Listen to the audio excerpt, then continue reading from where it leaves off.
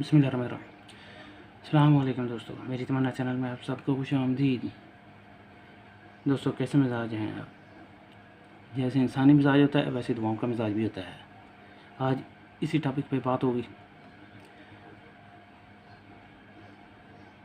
दवाओं की दाखिली और खारजी डिफरेंसेस। दोस्तों, खारजी तौर पर क्या असरात हैं, दाखिली तौर पर क्या असरात हैं। बाज़ दवाओं को खारजी तौर पर इस्तेमाल करने से मखसूस असर ज़ाहिर होता है। दाखिली तौर पर इस्तेमाल करने से ये असर ज़ाहिर नहीं होता। इसमें होता है, इसमें नहीं होता। मसलन फॉर एग्ज़ाम्पल प्याज, ऑनियन अगर खारजी तौर पर इस्तेमाल किया जाए, यानी कि इसका जमात किया जाए, तो इससे जल्द ज़ख्मी हो सकती है। ठीक हो गया। इसकी वजह यह है कि प्याज में एक किस्म की तेज़ क़ुव्वत जालिया हराकिया पाई जाती है।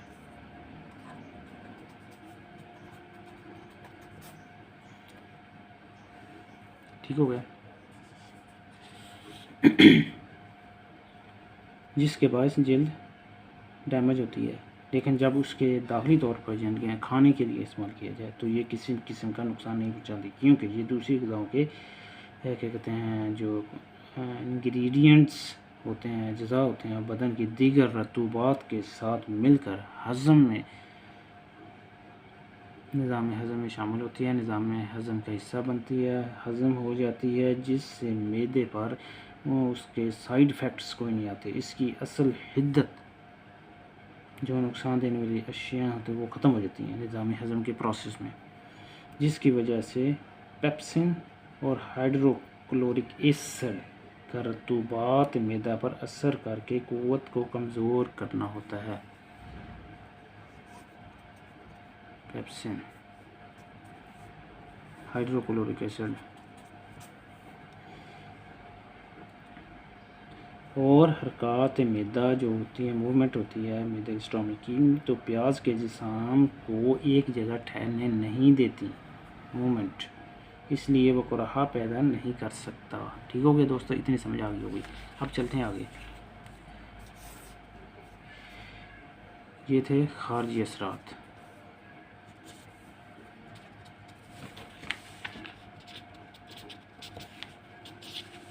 अब चलते हैं दाखिली असरात।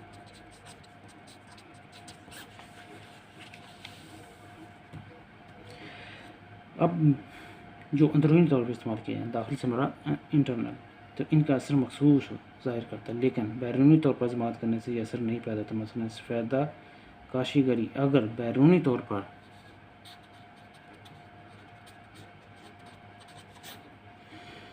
जमात किया जाए तो ये मोहलक नहीं होता, लेकिन क्योंकि जल्द के मसामात की तंगी और अपनी गलजत के बायस अंदर दाखिल नहीं हो सकता। जिनके अगर जमात किया जाए, जमात में इसका नुकसान नहीं है, लेकिन अगर खाया जाए पेट में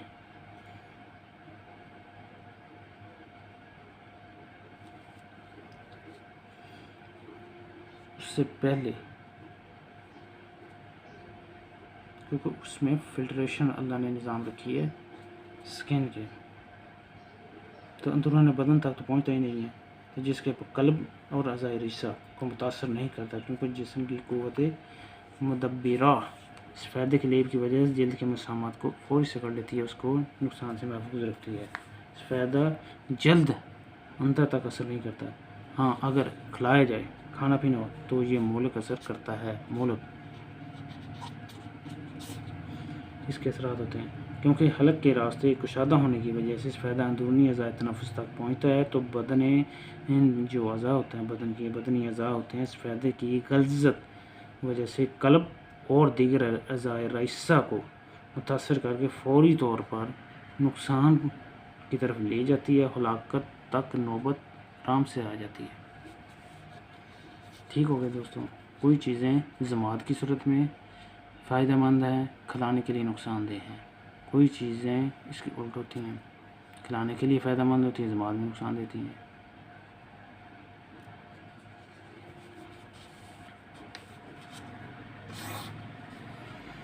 दाखिली और खारजी तौर पर इन दवाओं का यकसां असर। अब यकसां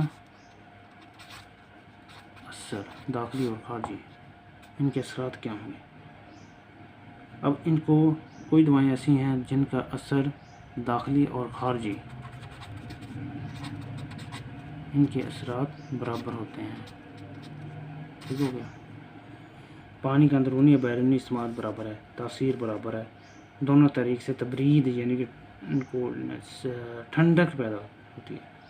तो मिसाल के तौर पर इसके अगर दी जाए, रोज़ों में हिद्दत के दौरान नहाने से तबरीद ठंडक पैदा होती है। इसी तरह इफ्तारी के वक्त पानी पीने से भी तबरीद यानी कि ठंडक पैदा होती है।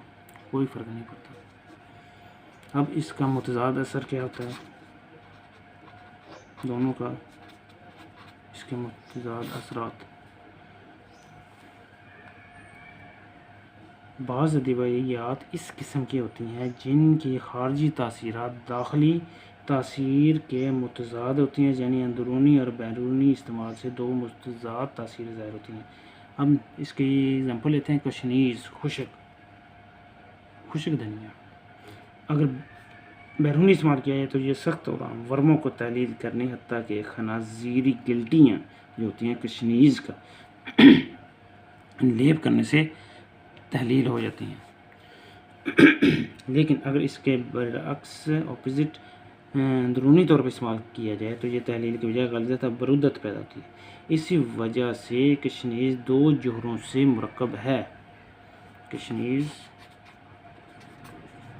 ये दो जोहर होते हैं का मुरक्कब है। ठीक हो गया। एक जुज़ हार लतीफ़ और मुहल्लल है, दूसरा इसको कहेंगे एक है हार लतीफ़ मुहल्लल। दूसरा क्या है? सर ठंडा कसीर मुगलिस। ठीक हो गया। ये तो दैट इज़ वाई, यही वजह कि जब बैरूनी तौर पर इसको इस्तेमाल किया जाए तो कसीर जुज़ मसामात में नफूज़ नहीं करता। तहलील करने वाली क़ुव्वत लतीफ़ होने के बायस मसामात में नफूज़ कर जाती है, तहलील का अमल स्टार्ट होता है। लेकिन अंदरूनी तौर पर इस्तेमाल कराया जाए तो हरारत बदनिया और रतूबत जो होती हैं हज़म की लतीफ़ जुज़ को बहुत जल्द डिज़ोल्व कर देती हैं, तहलील कर देती हैं, जिससे इसका फ़ेल कमज़ोर होने की वजह से अपना असर ज़ाहिर करता है और तबरीद का बायस बन जाता है, ये बनता है। ठीक हो गया दोस्तों। अब चलते हैं दोस्तों, अगर किसी बात की समझ ना आए तो वीडियो को रिपीट करके बार बार समझने की कोशिश करें। अब कलर, रंगों का भी तो असर होता है, रंगों के असरात अद्वियात की। रंगों के लिहाज से भी इसमें डिफरेंस होता है। परफ्यूम अगर दूध में मिलाकर किसी को पिलाया, जब तक दूध ठंडा होगा तो तबरीद पैदा होगी। जब दूध की ठंडक का आर्जी असर ज़ाइल हो जाएगा, ख़त्म हो जाएगा, तो परफ्यूम से सख्त हरारत महसूस होगी जो परफ्यूम का ज़ाती असर है। जबकि दूध और परफ्यूम में रंग या कलर्स फैद होने के नाते गर्म हैं। ठीक है भाई दोस्तों, ये इतना सा कलर थेरेपी, इसका भी इफ़ेक्ट आँखों में भी आता है, जिस्म में भी आता है, नफ्सियात में भी आता है, मैदे में भी आता है, फिर आगे, लेकिन ये इतना कभी नहीं होता।